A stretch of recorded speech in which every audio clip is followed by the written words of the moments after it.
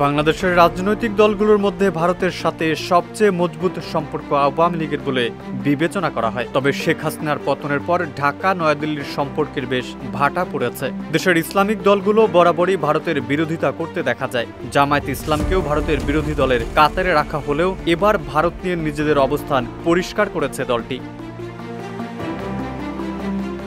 শেখ হাসিনার ক্ষমতাচ্যুতির পর দেশের রাজনীতির মাঠে নানা পরিবর্তন লক্ষ্য করা যায়। দ্রুত এমন পট পরিবর্তনে পাল্টে যেতে থাকে নানা সমীকরণ। বাংলাদেশের বড় প্রতিবেশী ভারতের সাথে ঘটে সম্পর্কের অবনতিও। মাঠের রাজনীতিতে আওয়ামী লীগ না থাকায় প্রধান দল হিসেবে বিএনপির পাশাপাশি জামায়াত ইসলামকে বিবেচনা করা হচ্ছে। এমনকি জামায়াতই হবে পরবর্তী নির্বাচনের বিএনপির প্রধান বিরোধী রাজনৈতিক দল, এমন কথাও শোনা যাচ্ছে। এদিকে ভারতের সাথে সবচেয়ে মজবুত সম্পর্ক থাকা আওয়ামী লীগের পতনের পর ভারতের সাথে মধুর সম্পর্কের ভাটা পড়েছে বাংলাদেশের। এদেশের সাধারণ জনগণ থেকে শুরু করে অনেক রাজনৈতিক দলগুলোর মধ্যেও ভারত বিরোধিতা স্পষ্ট।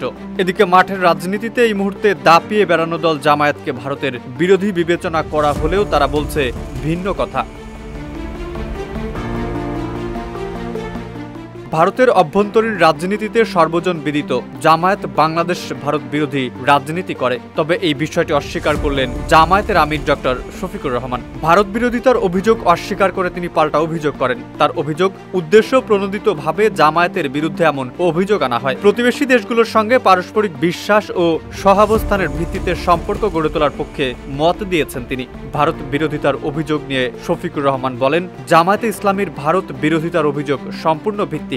আমাদের উদ্দেশ্য প্রণোদিতভাবে নিশানা করে এই ধারণা ছড়ানো হয়েছে। আমরা চাই ভারত সহ প্রতিবেশী দেশগুলোর সঙ্গে পারস্পরিক বিশ্বাস ও সহাবস্থানের ভিত্তিতে সম্পর্ক বজায় রাখতে।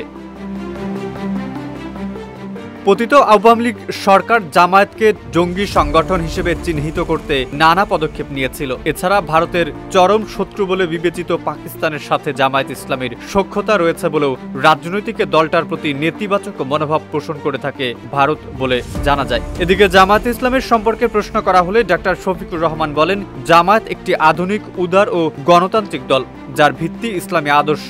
আমাদের রাজনৈতিক নীতিগুলো যুক্তিগ্রাহ্য ও মধ্যপন্থী। আমরা কোনো আন্তর্জাতিক সংগঠনের অংশ নই। বাংলাদেশের সংখ্যালঘু সম্প্রদায়ের বিরুদ্ধে সহিংসতার অভিযোগ সম্পর্কে তিনি বলেন, জামায়াত সংখ্যালঘু বা সংখ্যাগুরুর ভিত্তিক বিভাজনে বিশ্বাস করে না। আমরা প্রত্যেক নাগরিককে সমান মর্যাদায় দেখি এবং সংখ্যালঘু হিন্দু সম্প্রদায়ের সঙ্গে আমাদের সুসম্পর্ক রয়েছে। সরকার এলে ভারত বাংলাদেশের সম্পর্ক কেমন হবে এমন প্রশ্নের জবাবে তিনি বলেন, আমরা ভারতের সঙ্গে ঘনিষ্ঠ সম্পর্ক গড়ে তুলতে চাই, তবে তা হবে পারস্পরিক সম্মান ও সমতার ভিত্তিতে। বাস্তবোচিত ও কার্যকর সম্পর্ক উভয় দেশের জন্যই লাভজনক।